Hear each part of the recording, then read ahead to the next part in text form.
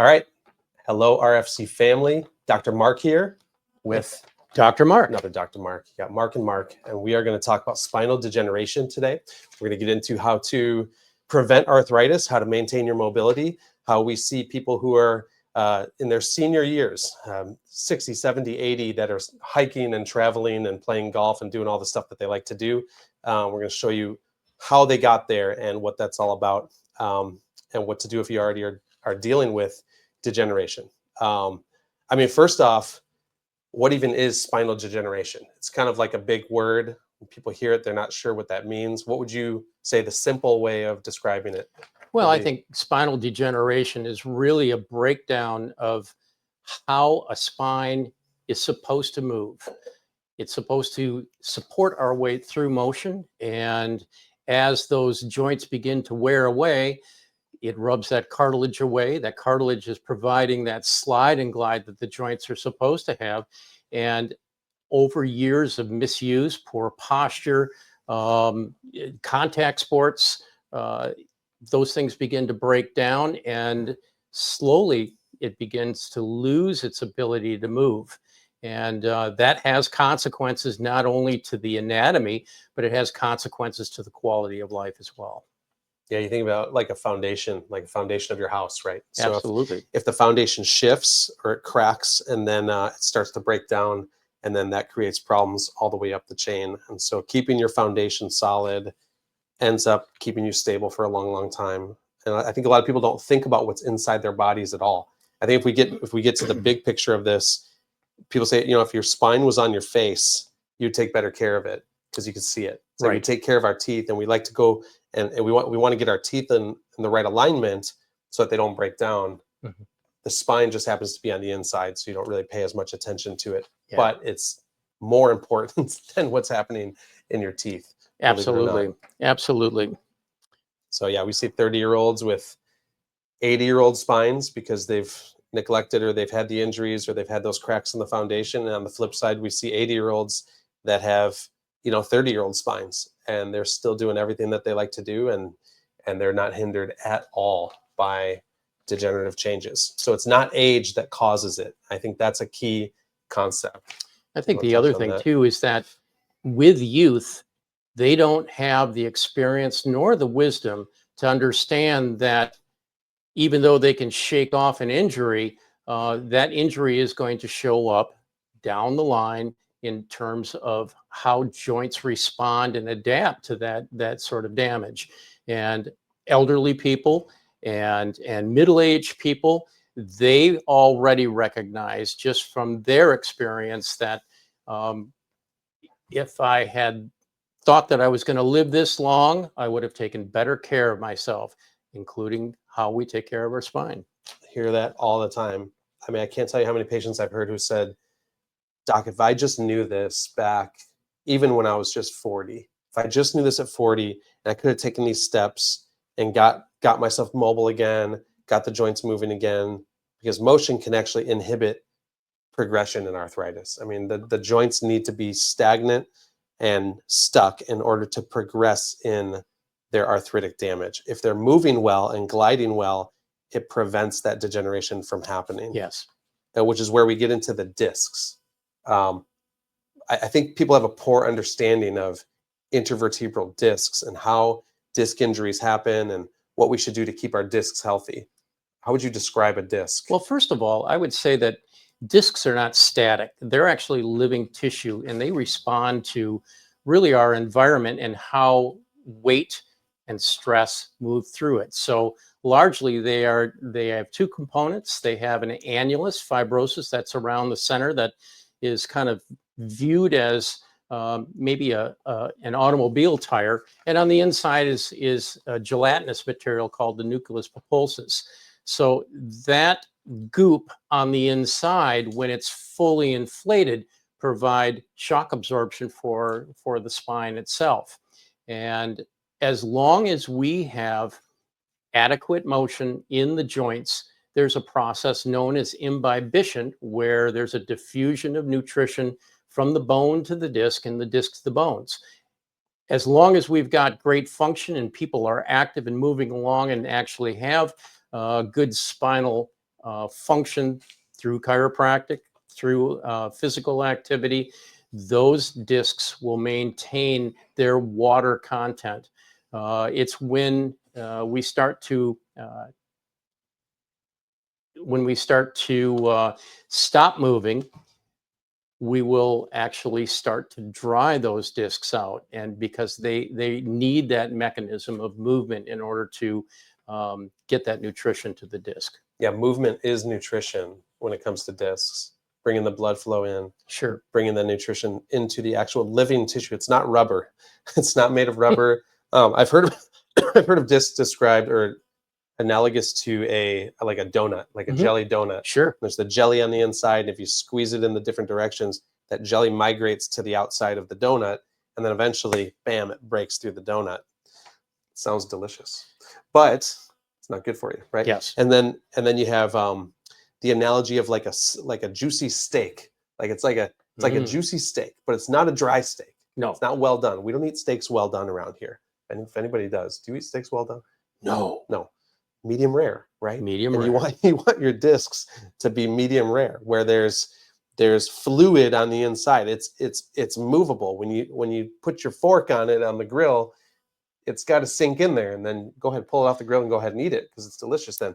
But you don't want it dried out. And when you're sitting, sedentary jobs, you're just sitting all day, literally dries out your discs. So we say do your wobble exercises every day, a couple times a day. It's to rehydrate the discs, bring nutrition into the discs.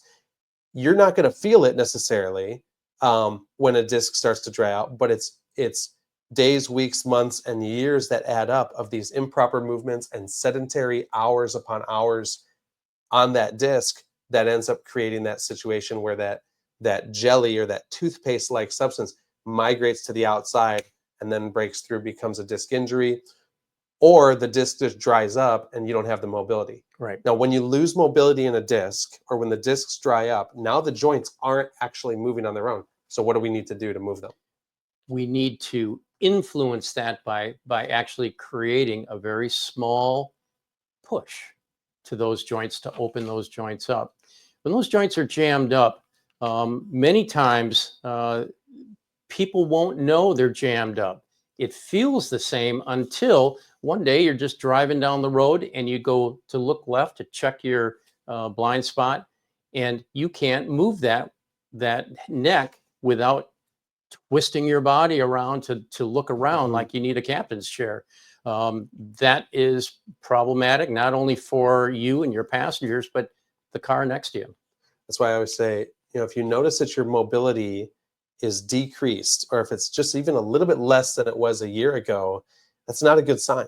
And you could chalk it up to aging, but it's really degenerative changes that are happening in the disc. Like we said, we've seen guys who are 80 years old and they're golfing and they have almost full range of motion, and you can have that as long as you're keeping those discs and those joints healthy.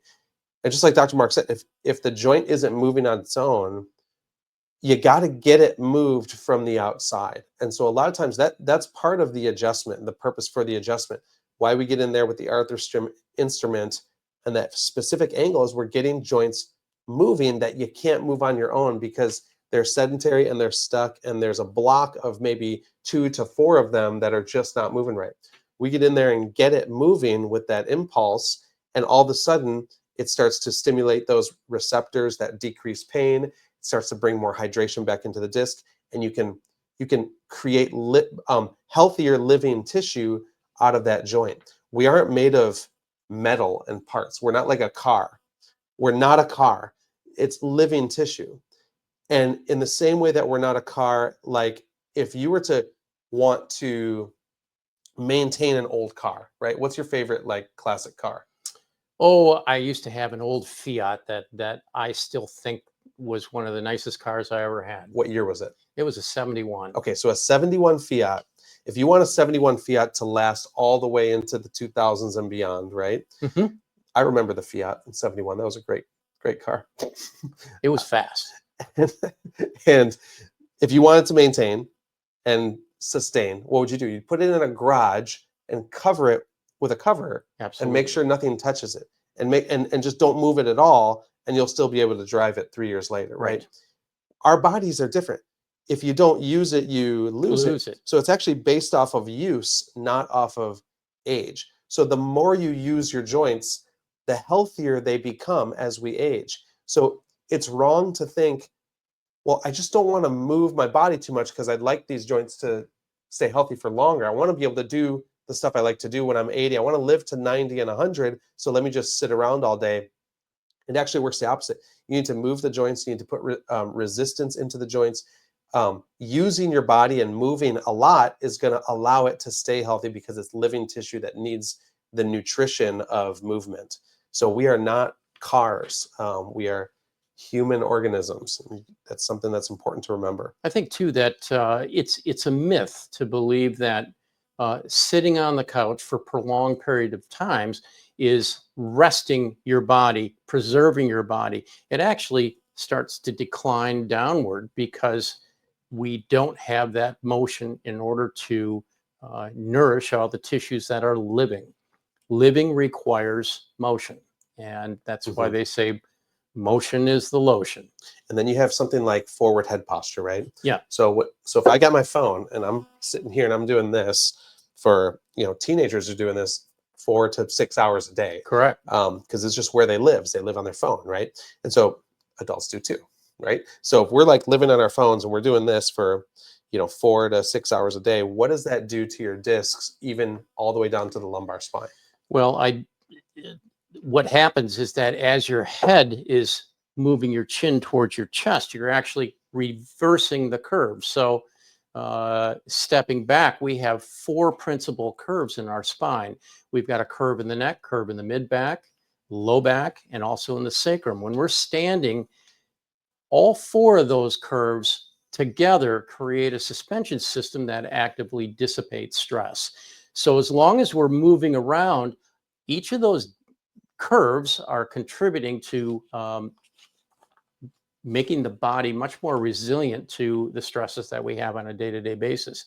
When we tuck our chin, we're actually not only flattening the neck curve, but we're also flattening the upper back curve as well. And so as you move that weight forward, you're actually redistributing the weight distribution onto those discs in not a healthy fashion. And what happens is as you increase what's known as axial compression to those joints, they begin to slow down in their motion. And as you slow down in the motion, it interrupts that normal nutrition to the disc, and you start to see changes in the disc over time.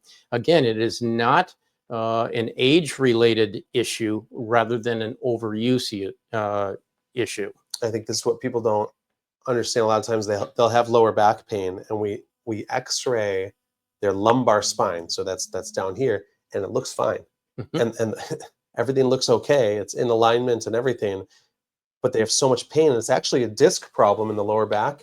And the issue that's wrong is that their head is forward, because when your head goes forward, like Dr. Marc said, the center of gravity goes off forward. So now you're carrying more leverage all the way down your spine to your tailbone. So the L4 and L5 discs will have issues with forward head posture. So that's a common combination that we see all the time. So it's not even that you're getting old as to why your L4, L5 is going out. It's actually because you're out of alignment, and you're out of alignment in the cervical spine. Yes. With every inch forward, it adds pounds and pounds of pressure to your spine. I believe it's every half inch is going to be 10 pounds of pressure. Yeah. So if you're 3 inches forward, that's 30 pounds of leverage added to your neck and added to your entire spine. I was carrying my daughter. We were at the zoo the other day, right? I've got my 5-year-old. She's probably 30 something pounds. She's kind of a peanut, you know, maybe 40, but she's probably 40 pounds. But it's like I'm carrying her on my shoulders, all the way up on my shoulders, you know? I'm like, okay, this works. This is okay. But after a while, I'm thinking, all right, it's time for you to walk. Like, you got to walk through the zoo. I'm not carrying you this entire way. And I was really feeling it up in my neck and shoulders. If your head is forward, it's like you're carrying a little 4-year-old kid on your head all the time because of how much more leverage is being put on your spine. So that affects the discs. That creates degeneration over time. So it's alignment, not age, that we're looking at with that forward head posture. That forward head posture is also a progressive problem. It's not a static problem. So those problems tend to get worse unless they're addressed rather than them stabilizing or them getting better on their own. Because what happens is the way that our brain perceives where our body parts are in space and time, those postural muscles will become stretched, they'll become weak, and now you no longer have the natural ability to keep in an efficient posture to keep the discs and the joints functioning at their best. But you hear from people, they'll say, yeah, but everybody has forward head posture. I mean, yeah, but nowadays everyone's looking at their phones, their iPads. I mean, isn't it everybody?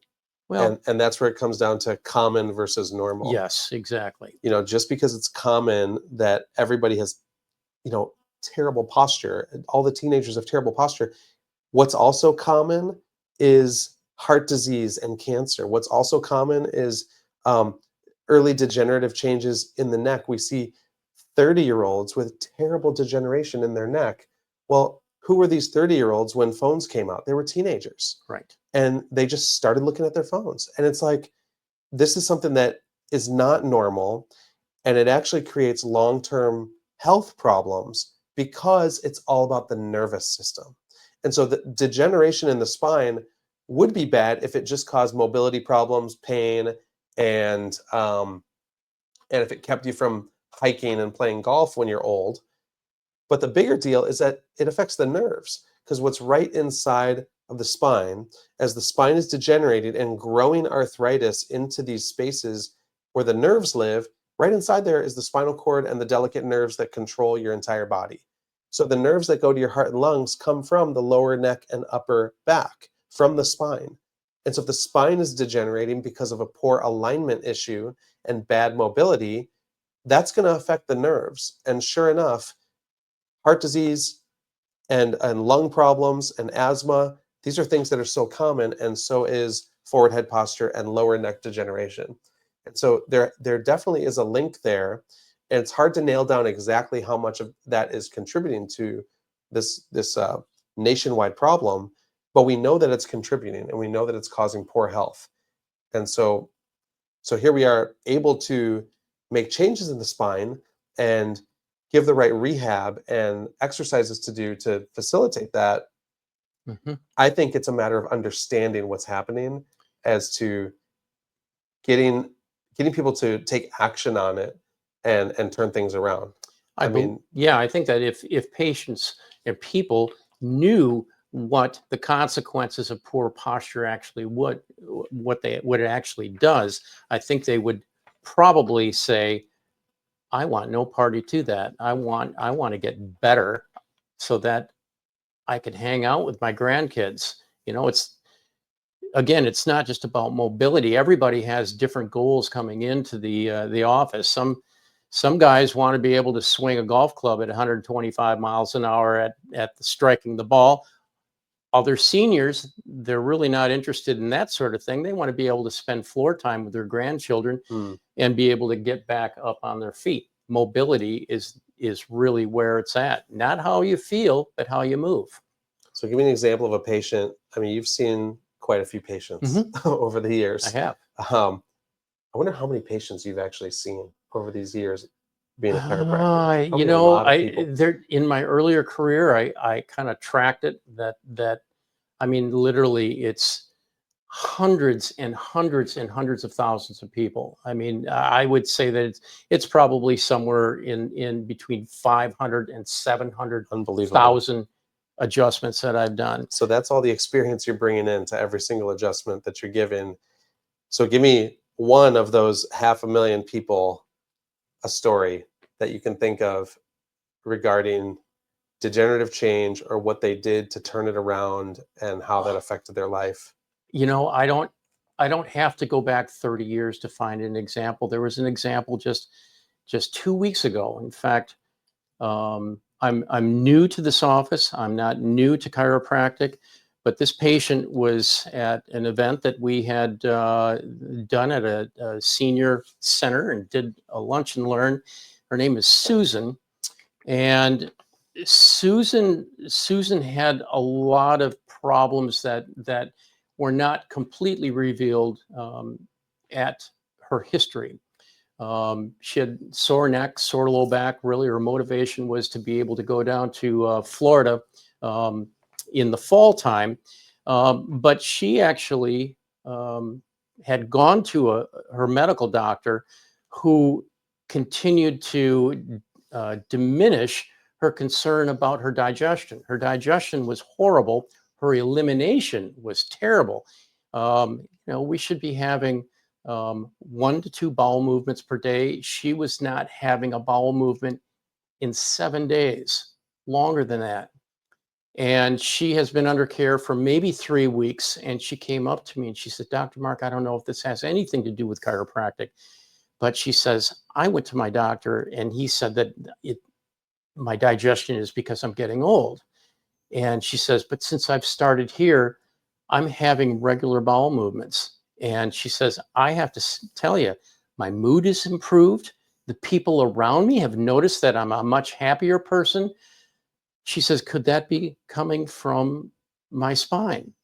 And I said, do you remember looking at your x-rays, Susan? She says, yeah. And I said, what was your epiphany? What was your takeaway when you looked at it? She says, I had no idea that my spine was that bad, because yeah, it hurt occasionally, but I just didn't think that it was that big of a deal until I learned what degeneration should be and what my curve should be. And so all those nerves that were being affected by that degeneration were actually had a profound effect on her digestion. And she's the point, doctors don't, she says that her doctors didn't want to talk about elimination. And she says, you're a very special doctor. You're not afraid to talk about those things. And I said, those things are incredibly important, that you cannot live without being able to eliminate your waste. And if you are not eliminating your waste, that's going to be a big problem, and that's going to lead to bigger problems down the line. And so that's just one small example, big for her, but small in the grand scheme of things, that people will often say, I never knew that chiropractic could help me with that. And the second thing that they say is, I should have started sooner. I love it when somebody says, hey, does this have anything to do with blank? And Right. whatever that blank is, the answer is yes, because we're working with the nervous system. So the brain and spinal cord and nerves control every single function of the body, every cell, every muscle, every organ, every tissue. So does this have anything to do with my hormones? Yes. Yes. Does this have anything to do with my heart rhythm and my AFib? Yes. Does this have anything to do with my erectile dysfunction and my stomach problems and digestion issues and my sleeping issues, because things are turning around and I haven't taken any different medication, haven't changed anything else, I haven't tried the nutrition thing that you told me to do, but it's getting better? Right. Yes, because we're not just working with the spine and the bones and the discs. We're working with the spine to access the nervous system, to clear your body's ability to function and heal from the inside out, from above down, inside out, the way that God intended it to. And so patients will always ask, how come my doctor, and they're referring to their medical doctor, right? How come my medical doctor didn't tell me about this? And what's your answer? Because it seems like an injustice. If she's been to all these different doctors, she has this massive digestive problem that is keeping her from functioning normally. Why didn't her doctor refer her to a corrective care chiropractor to get the root cause figured out?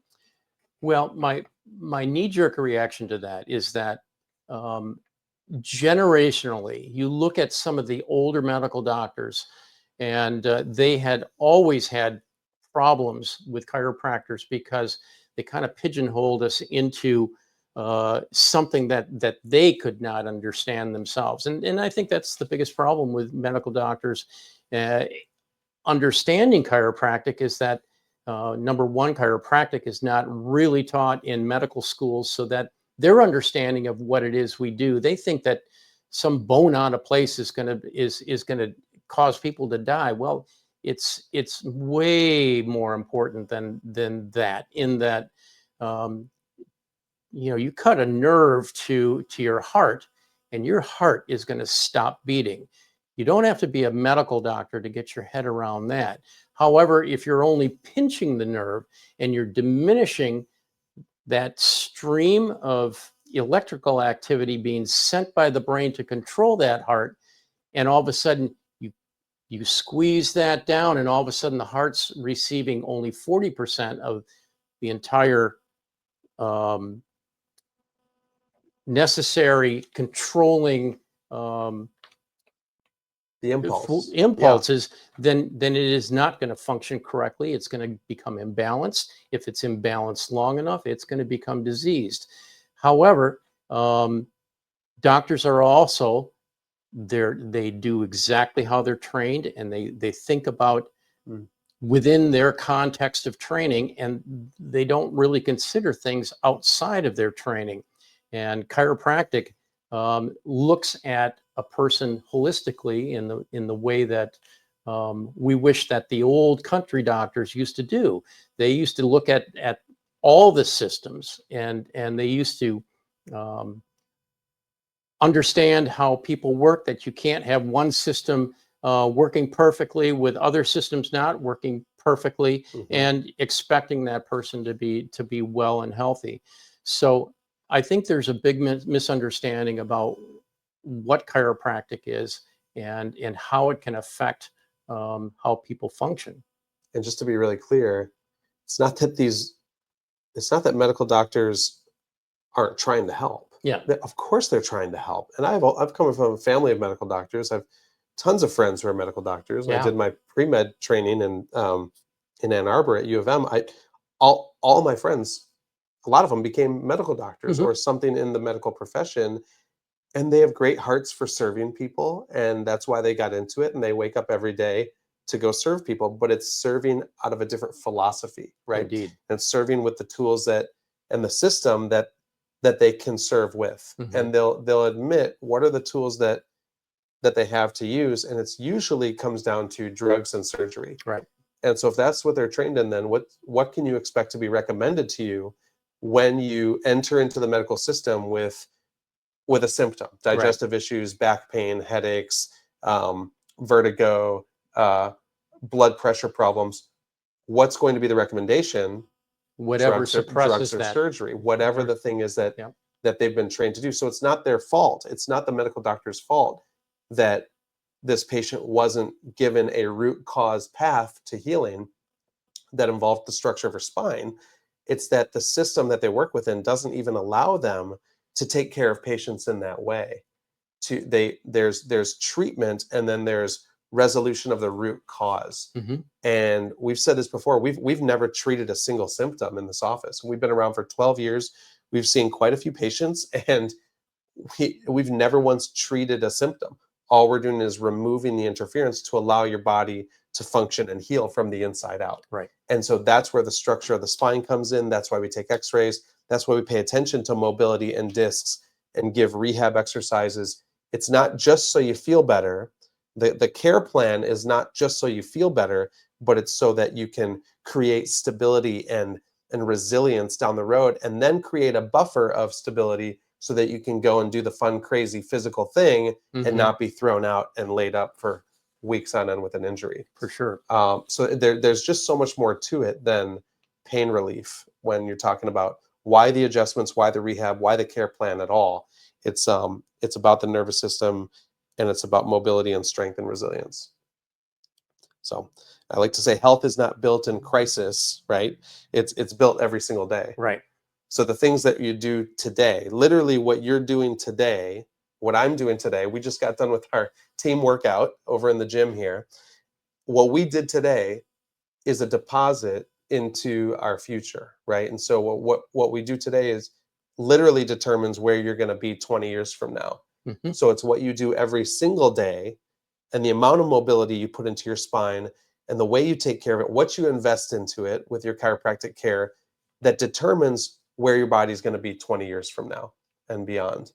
And that's a different mindset than the medical mindset of wait for a disease to come and then treat the symptoms for the rest of your life with drugs. Right. Or until you need a surgery. And far too often we hear people say, well, it turns out, I have disc degeneration, so I'm waiting until I need surgery. And it's like, that's not a hopeful message. We've got a totally different message for you. Right. And we've seen, and Dr. Marc has seen with 500,000 patients over the years, that there's another message out there. There's another option. There is hope. And so what would you say your recommendations are for what to do right now to prevent degeneration, to build that resilience? What's the hope that you can give if somebody already has some arthritis built up in their spine? Well, you cannot expect to have a change in your condition without changing your approach to your health. Um, I say open up an account with our office because we are different than any other office that I've ever been associated with or have known. Um, it is comprehensive, not only in terms of how they approach adjusting, but they've got rehabilitation, they've got exercises at home to actually enable a person's own goals to be set so that they get the results that they're thinking. And uh, I have seen probably more in the last month in terms of seeing correction than I've seen in 30 years. Wow, And that's that great. that says a lot Hmm. because people have fixed ideas about how things are. People know about chiropractic, but I think until they step into our office, they're going to find that it's very different and it's very exciting to be a part of. And there is it's a special electricity that you find here in this office. People are Mm. devoted to really helping people, and that's so refreshing to see. Well, it wasn't my idea. Spinal correction and this type of chiropractic, I didn't invent it, Yeah. right? But I was poured into and trained by mentors that I'm just so thankful for. Yes. And, praise God for that electricity that you've experienced and that patients experience. It's not from us. Right. It really is respecting and honoring the design of the body that God built and designed so that you can heal from the inside out. And so I always say we don't take any credit for any of the healing that has happened here. And we've Right. seen amazing miracles. We got the sign up in the waiting room that says expect miracles. Hmm. And the reason we put that there is because that's what can happen is what would be considered a medical miracle in the medical system, the digestion miraculously turning around due to an adjustment to the spine. Right. Think about that. That's a medical miracle in that world. In our world, that's Tuesday, Right. right? And so we see this so often. I always tell the team, don't let the miraculous become mundane because we see it so much. But it is miraculous because the Mhm. body is a miracle. And your body is a miracle. And my body is a miracle. And it has been a miracle ever since birth. So my sister just had a baby in Chicago. We just went out to see her, right? Gave the baby her first little adjustment, tiny adjustment that she needed. So delicate. And I think back, so when a new baby is born, right? And the grandma holds the baby and there's all this joy and sensitivity around this, and you say, wow, what an absolute miracle, right? Well, that was you one day. When did the miracle leave you? When did the miracle of being a newborn baby somehow leave you and then you became a car with parts that needed to be Right. replaced and drugged? And it's like, no, Hmm. the miracle never left you. It doesn't matter what age you are. If you have breath in your lungs and there's a signal from your brain to the body, you It's a can miracle. heal. Yep. We just need to remove what's interfering. And so I just love this concept of, looking ahead and doing what aligns with your vision for your future when it Mhm. comes to your spine and when it comes to your health, so that you can celebrate when you're in your 80s and 90s. You can celebrate having taken great care of your health as opposed to regretting not having taken care of it. And that split that happens, let's call it in midlife, in your 30s or 40s, usually that's about when the split happens, whether it's, am I going to take care of myself and be celebrating when I'm older, or am I going to neglect it and just ignore it, or take the treatment type of advice and then be regretting down the road? And we want so badly to help people choose this path here. We got the assisted living place going up across the street over here. I mean, what's being built more than anything around Grand Rapids? Assisted living facilities. Why are they needed so much? Because people aren't independent, and they're getting to this point where they need this dependency just to live. We don't want that for our patients. We want health and life and vitality. And so that's why the care plans exist. That's why the accountability exists. That's why we ask you, have you been doing your wobbles? Have you been doing your traction? Have you been making appointments or missing appointments, right? Because it only takes 10 to 15 days for arthritis to build up and to start building up in the spine in a stagnant joint. That's right. And that's pretty clear research. And so the recommendations reflect that research. We wouldn't recommend something to a patient that's going to allow for permanent degeneration to be building along the time of their care. So that's why we're going to recommend in maintenance care a once a week adjustment or an every other week minimum adjustment. Now, some people are getting, once a month adjustments, but they have the understanding that it might not be keeping up with the degenerative changes and the forces that are happening on their spine, depending on their lifestyle. Right. So that's why we're checking it every 12 months. We don't want anything to slip through the cracks. We want to make sure that you're moving forward, and that if you're not moving forward, that we make the changes needed for what to do at home. So I just hope that clears up some. We get these questions all the time, and it's just fun to talk about it. It is. And kind of like get each other's ideas. And I love getting your experience from all the years of hundreds of thousands of patients. And yeah, we're excited to have you on the team and bring that wisdom and experience to all our patients. 30 years of practice, and the novelty of the adjustment has not yet worn off. Love it. Yeah. I hope I'm like that and at that point in my career. All right, guys, I think we're good. We're going to end this right now. Have a great rest of your day. This is a recording we're putting out. So if you have any questions, throw it on the comments, and we're going to get to it and answer those questions for you. And maybe we'll do a part 2 with the Q&A portion. Love to. All right. Okay. Have a great rest of your day. Thanks, everybody.